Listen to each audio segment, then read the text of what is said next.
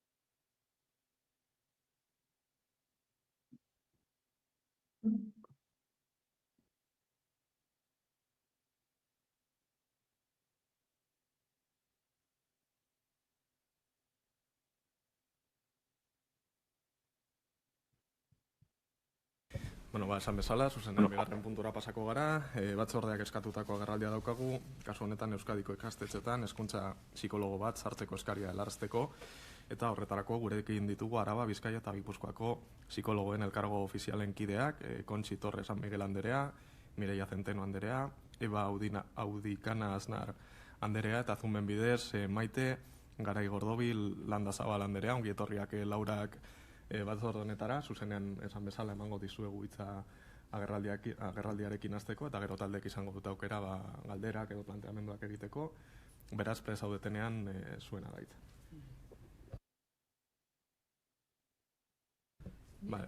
Maiteek hasiko badu, berarena da hitza, nahi duenean has daiteke. Egun on danori, buenos días. En esta presentación voy a hablar sobre la relevancia del psicólogo educativo en la prevención y en la promoción de la salud mental infantojuvenil. La psicología en contextos educativos es muy relevante, ya que tiene por finalidad evaluar, prevenir, optimizar el desarrollo de las capacidades de las personas y también intervenir, tratar cuando aparecen los problemas. El trabajo de los y las psicólogos educativos puede ser determinante en la prevención de problemas de salud mental, uno, identificando los problemas tempranamente, problemas emocionales y de conducta, problemas como la ansiedad, la depresión, autolesiones, riesgo de suicidio, adicciones, bullying, ciberbullying, violencia filioparental, violencia de género, trastornos de conducta alimentaria, etc. Dos, interviniendo a través de la implementación de programas preventivos que inhiben la emergencia de síntomas o problemas. Y tres, interviniendo terapéuticamente cuando hay problemas, siempre intervenciones de primer nivel, ya que dependiendo del diagnóstico y de la gravedad de los problemas deriva por así decirlo, a otros profesionales externos para que realicen los tratamientos, llevando a cabo el psicólogo educativo un seguimiento y también una coordinación con el centro.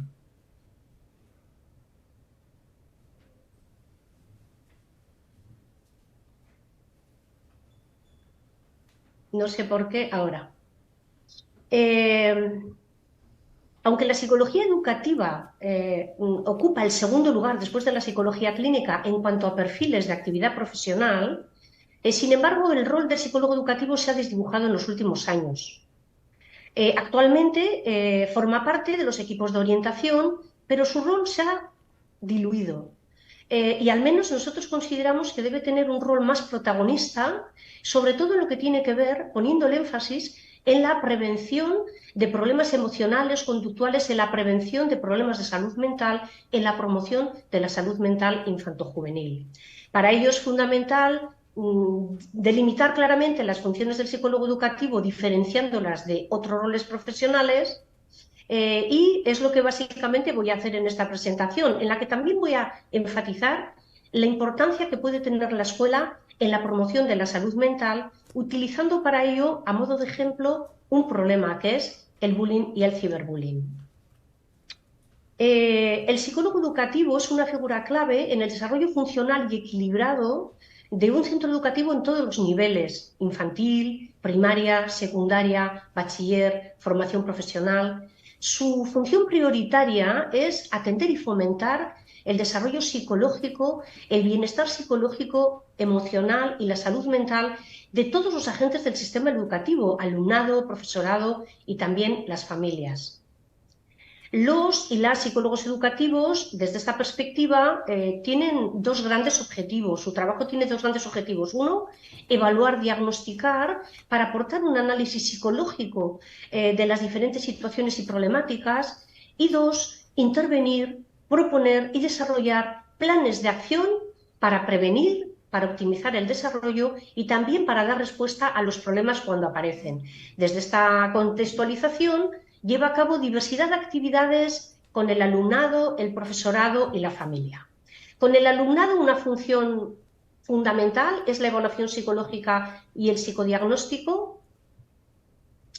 Esta función evaluadora tiene como objetivo detectar problemas de salud mental y trastornos de la personalidad, identificar tempranamente trastornos del desarrollo, diagnosticar estudiantes con problemas intelectuales y con altas capacidades, diagnosticar trastornos de comportamiento, trastornos en las emociones, trastornos en la socialización, diagnosticar también estudiantes con necesidades educativas especiales y trastornos de aprendizaje, detectar situaciones de acoso escolar, diagnosticar adicciones y también identificar parámetros vinculados con la orientación escolar y profesional, entre otros. Para ello, los psicólogos educativos realizan evaluaciones psicológicas colectivas que consisten básicamente en aplicar grupalmente baterías de pruebas para medir un amplio conjunto de variables relacionadas con el desarrollo psicológico y el rendimiento académico. Por ejemplo, inteligencia, aptitudes mentales, creatividad, rasgos de personalidad, síntomas psicopatológicos, conductas sociales, interacciones, adaptación, intereses, valores, motivaciones, etc. Estas evaluaciones psicológicas colectivas se realizan en diversos momentos del desarrollo evolutivo y académico y, diríamos, son básicamente exploraciones de screening donde el objetivo es detectar puntos fuertes en los estudiantes y también detectar problemas tanto individuales como grupales. Además, también realizan diagnósticos individuales que básicamente consisten en realizar entrevistas. Normalmente se hacen a petición de la familia, del profesorado o cuando se han detectado problemas, ¿no?, en las evaluaciones previas, y, como decía, consisten en hacer entrevistas con la familia, con el estudiante, con el profesorado, recoger información sobre el desarrollo evolutivo y clínico, aplicar instrumentos de evaluación, test para medir en profundidad las variables relacionadas con los problemas y, con todo ello, hacer un diagnóstico, unas recomendaciones y unas, diríamos, conclusiones que de alguna manera se presentan en subsiguientes entrevistas de devolución diagnóstica con todos, con el estudiante, con sus familias y con el profesorado. Tanto estas evaluaciones colectivas como individuales concluyen con la elaboración de informes psicológicos que incorporan resultados de las evaluaciones, las conclusiones más importantes y también propuestas de intervención frente a las dificultades observadas. Además de evaluar con el alumnado, el psicólogo realiza actividades de intervención, que consisten básicamente en un conjunto de acciones preventivas y terapéuticas complementarias con la instrucción académica que realizan los profesores y las profesoras y que tienen como finalidad, como decía, prevenir, optimizar el desarrollo e intervenir, tratar cuando hay problemas. En función de los objetivos podemos diferenciar dos grandes tipos de intervención, la intervención terapéutica y la intervención psicoeducativa. La intervención psicoterapéutica está dirigida a abordar situaciones, problemas cuando ya han sucedido, se centra en trabajar con los y las estudiantes que tienen problemas emocionales, intelectuales, conductuales, de salud mental o con los grupos que también se han identificado que hay problemas en esas exploraciones previas. Y con ellos o bien realiza un tratamiento individual, grupal o familiar, o bien, como decía antes, deriva estos tratamientos al exterior, siguiendo el psicólogo educativo la evolución de estos estudiantes y también coordinando todo con el centro educativo. La intervención psicoeducativa se lleva a cabo en forma de programas, implica normalmente seleccionar programas que existen, implementarlos y evaluar los efectos, su eficacia, y podemos, a veces el psicólogo educativo los implementa, otras veces forma al profesorado o facilita, ¿no?, que otros agentes desarrollen, ¿no?, estas experiencias de intervención psicoeducativa. Podemos diferenciar tres grandes tipos de programas de intervención psicoeducativa en función de sus objetivos: preventivos, de optimización del desarrollo y de orientación académica y profesional. Dentro de los programas preventivos, decir que son programas en los que trabajamos procesos para evitar la emergencia, como decía antes, de síntomas o problemas, por ejemplo, programas para prevenir el fracaso escolar, el abandono escolar, adicciones, tanto a sustancias como a las tecnologías, violencia entre iguales, filoparental, de género, para facilitar la adaptación al ingreso en la escuela, evitar embarazos adolescentes, programas para prevenir la ansiedad, la depresión, autolesiones, ideación suicida, problemas alimentarios o los riesgos relacionados con el uso de Internet o las redes sociales. Estas son intervenciones que trabajan factores de riesgo, precisamente, como decía, para prevenir tanto problemas académicos como emocionales o de salud mental. Segundo tipo de programas, de optimización del desarrollo, se desarrollan en la infancia y en la adolescencia, fundamentalmente para potenciar el desarrollo psicomotriz, es decir, el desarrollo del cuerpo y los sentidos, el desarrollo cognitivo vinculado al desarrollo de variables de la inteligencia, atención, memoria, razonamiento, creatividad, lenguaje, competencias sociales, programas para fomentar el desarrollo de competencias sociales como son la capacidad de comunicación, los hábitos de escucha activa, la conducta prosocial, la capacidad para resolver conflictos de manera constructiva, positiva, la capacidad para identificar estereotipos y prejuicios que conducen a conductas de discriminación, o también competencias, actividades para desarrollar competencias emocionales, es decir, la capacidad para identificar emociones, para comprender causas y consecuencias de las emociones, para expresar las emociones de manera adecuada, para desarrollar la empatía ante los estados emocionales de otros seres humanos, etcétera, y también programas para desarrollar hábitos de salud positivo, ejercicio físico, sueño, alimentación, sexualidad, etcétera. Y finalmente, programas de orientación académico y profesional, que normalmente es el psicólogo el que colabora con el orientador para el desarrollo de estas actividades de desarrollo vocacional, de entrenamiento en técnicas de hábitos de estudio o de mejora del rendimiento académico. Hasta aquí las funciones con el alumnado. Con el profesorado, 5 grandes funciones del psicólogo educativo: informar de los resultados de las evaluaciones, tanto colectivas como de los diagnósticos individuales; Cuanto mejor conozcan los profesores a sus alumnos y alumnas, mejor van a poder ayudarles. Asesorar y colaborar con el profesorado, pues por ejemplo, en el análisis de situaciones problemáticas que se dan en el aula y en sus soluciones, o en diversidad de temas relacionados con la función docente, como por ejemplo, pues la comprensión de los procesos de enseñanza-aprendizaje, técnicas de comunicación con el aula, técnicas de aprendizaje cooperativo, atención a la diversidad, etcétera.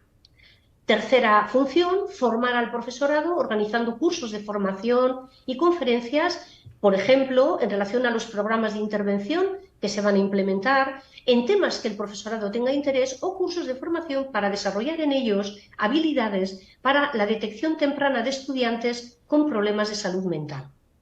Cuarta función muy importante, apoyar emocionalmente al profesorado para favorecer su bienestar emocional y su salud mental, es decir, dar un servicio para prevenir problemas como el síndrome de burnout o los problemas derivados de los efectos de la COVID.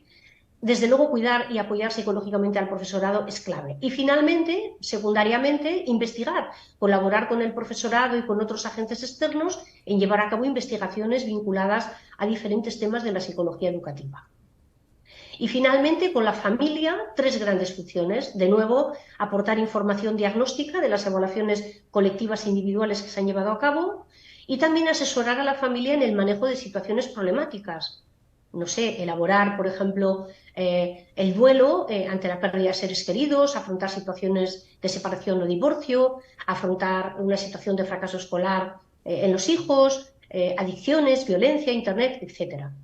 Formar también a los padres y madres sobre cómo optimizar, fundamentalmente, cómo utilizar el desarrollo evolutivo de sus hijos y también cómo afrontar problemas infantojuveniles que son frecuentes en la infancia y en la adolescencia.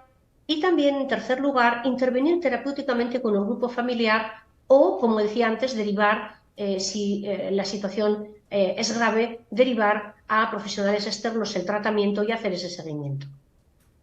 En este punto cabe preguntarse si la inclusión del psicólogo educativo es una necesidad que ya está cubierta en los centros. Pues no, absolutamente no. En los centros educativos existe un gran déficit, un importante déficit de atención psicológica al alumnado y de apoyo y de asesoramiento al profesorado y las familias. Los problemas que hay en los centros educativos son muy relevantes, especialmente los referidos a la conducta y a las emociones, y necesitamos profesionales bien formados, con alto nivel de conocimientos y con alto nivel de competencias de saber hacer para afrontar todas estas actividades que he mencionado. Para ello es fundamental volver otra vez a la idea de delimitar con claridad las funciones de los psicólogos educativos, incorporar más psicólogos educativos en los centros especializados en las distintas etapas evolutivas, bien formados con habilidades, como decía, para fomentar el bienestar y la salud mental de toda la comunidad educativa, con una ratio aceptable. UNESCO habla de un psicólogo o psicóloga por cada 250 estudiantes, y siempre, por supuesto, en colaboración con todos los demás profesionales externos, internos al centro. Y fundamental, crear un posgrado en psicología educativa con directrices propias que habilite para el ejercicio de la profesión y enmarcado dentro del espacio europeo de educación superior. Para finalizar, vuelvo otra vez a enfatizar la importancia que puede tener la escuela en la promoción de la salud mental. Antes he dicho que los psicólogos implementan programas o favorecen la implementación de programas preventivos o de desarrollo de competencias socioemocionales que tienen un efecto directo y positivo en la salud mental. Sabemos por los estudios epidemiológicos que hay un considerable porcentaje de estudiantes, de niños, niñas, adolescentes y jóvenes que tienen problemas de salud mental. De hecho, más del 50% de los trastornos mentales crónicos se han desarrollado antes de los 14 años. Por eso es fundamental la detección precoz y la intervención temprana, y ahí el papel del psicólogo educativo es fundamental. De todos los problemas que tenemos en la escuela relacionados con la salud mental, he querido elegir uno a modo de ejemplo: el bullying y el ciberbullying. El bullying y el ciberbullying es un problema que tenemos en todos los centros educativos del mundo. En el último informe mundial que han desarrollado la ONG International Bullying Sin Fronteras, en lo que se refiere a los menores españoles, una muestra que recogieron en el 2021 y en el 2022, concluyen que 7 de cada 10 niños y niñas sufren todos los días algún tipo de acoso o ciberacoso, y que España encabeza la lista de casos europeos y que se está produciendo un gran incremento. A ver, nosotros no hemos encontrado esas cifras, hemos llevado a cabo desde la Facultad de Psicología 3 investigaciones. En el 2013, con 3.026 estudiantes de 12 a 18 años de educación secundaria y bachiller, y nos encontramos que nos dijeron que en el último año un 39,2% había sufrido una o más conductas de acoso presencial o cara a cara, y un 30,2% habían sufrido una o más conductas de ciberbullying. En el 2017, con 2.000 estudiantes de 10 a 12 años del último ciclo de primaria, 44,2 nos dice que ha sufrido alguna conducta de bullying y 16,5 de ciberbullying. Y en el último estudio, secundaria, segundo ciclo, casi 2.000 estudiantes, 41,6 nos dice que ha sufrido alguna conducta de bullying y 36,3% de ciberbullying. Estamos haciendo cosas, pero bueno, los datos evidencian la eficacia o falta de eficacia de lo que estamos haciendo. Se han desarrollado muchísimas investigaciones que han puesto de relieve las graves consecuencias que tiene el bullying y el ciberbullying para el desarrollo y para la salud mental. En el extremo puede conducir al suicidio, pero aun cuando no tenga estos, diríamos, fatales efectos, las víctimas suelen tener muchos problemas académicos, emocionales, psicosociales, psicopatológicos de salud mental y también físicos. Chicos y chicas con buena capacidad intelectual fracasan escolarmente, las víctimas se sienten inseguras, solas, infelices, disminuye su autoestima, sienten culpa, vergüenza, miedo, pero también ira, frustración, irritabilidad y agresividad. Se encierran en sí mismas, se aíslan socialmente y desarrollan un abanico muy amplio de síntomas psicopatológicos, problemas psicosomáticos, estrés postraumático, trastornos en el sueño, hiperactividad, trastornos de conducta alimentaria, ingesta de alcohol y drogas. Sufren muchísima ansiedad al punto de que a veces llegan a tener ataques de pánico y a desarrollar numerosas fobias. Sufren muchos síntomas depresivos que oscilan entre depresión moderada y severa. Algunos tienen ideación suicida y lamentablemente todos los años algunos consuman el suicidio. No olvidemos que el bullying y el ciberbullying es uno de los principales motivos del suicidio infantojuvenil. Estos problemas, además, no solo se producen en el momento que se sufre, sino que también se desarrollan muchas veces a más largo plazo y en la vida adulta. No pocos son los adultos que acuden a las consultas de psicología por problemas de depresión, de ansiedad, fobias sociales que han sufrido bullying y ciberbullying en la infancia. Por ello es fundamental que en los centros educativos se desarrollen medidas sistemáticas para detectar, para evaluar quién sufre y quién realiza estos comportamientos, y también que se pongan en marcha sistemáticamente actividades para prevenir y actividades para intervenir en estos comportamientos. Por ejemplo, programas como Ciberprogram 2.0, en los que, de alguna manera, a través de las actividades, toman conciencia de las graves consecuencias que tiene el bullying y el ciberbullying para todos los implicados, actividades para desarrollar la empatía con las víctimas, la implicación de los observadores y, sobre todo, el desarrollo de estrategias de afrontamiento cuando uno sufre estos comportamientos o los observa que otros compañeros los están sufriendo. Bueno, no quiero terminar esta intervención sin aportar algunos datos epidemiológicos sobre salud mental infanto-juvenil muy recientes. Informe del Barómetro Juvenil del año 2021. Ya nos señalan que hay un aumento de jóvenes con problemas de salud mental, que ha subido de un 6,2% en el 2017 a un 15,9% en el 2021. Y también señalan un aumento de la ideación suicida, 5,8% a 8,9% en 2021. En la misma dirección, el informe que acaba de publicar la Fundación ANAR sobre las consultas que ha atendido en el año 2022. Enfatizan lo mismo, problemas de salud mental han aumentado significativamente. Lo que más consultan, ideación, intento suicidio, autolesiones, ansiedad, depresión y también trastornos de conducta alimentaria.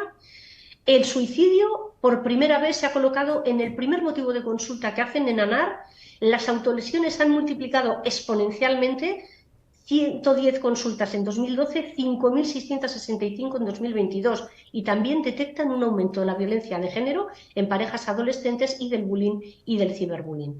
Y ya el estudio SICE, que acaban de publicar este martes de esta semana el informe final con sus resultados, con una muestra de casi 9.000 menores a nivel estatal, 32% tenían síntomas depresivos moderados y graves, casi 5% informaban de haber realizado intentos de suicidio y un 34% síntomas de ansiedad moderada y grave. En conclusión, la escuela es un lugar donde aprender, pero también un lugar donde fomentar el bienestar emocional, el bienestar psicológico y la salud mental de todos, padres, profesorado, alumnado, familias. Necesitamos que los gobiernos inviertan más para poder incorporar psicólogos educativos en sus plantillas para que puedan realizar todas estas actividades de evaluación y de intervención y prevenir y promover la salud mental. Necesitamos que se invierta más en salud mental infanto-juvenil porque es más barato prevenir, es decir, fomentar la resiliencia y la intervención temprana en la infancia y la adolescencia que tratar en la juventud o en la edad adulta. Con esto termino la intervención, les agradezco mucho su atención y quedamos a la espera de poder contestar a cuantas cuestiones deseen plantearnos. Muchísimas gracias por su atención. Eskerrik asko. Eskerrik asko zuri Garai Gordobil anderea, baita Torre, Zenteno eta Audikan anderei.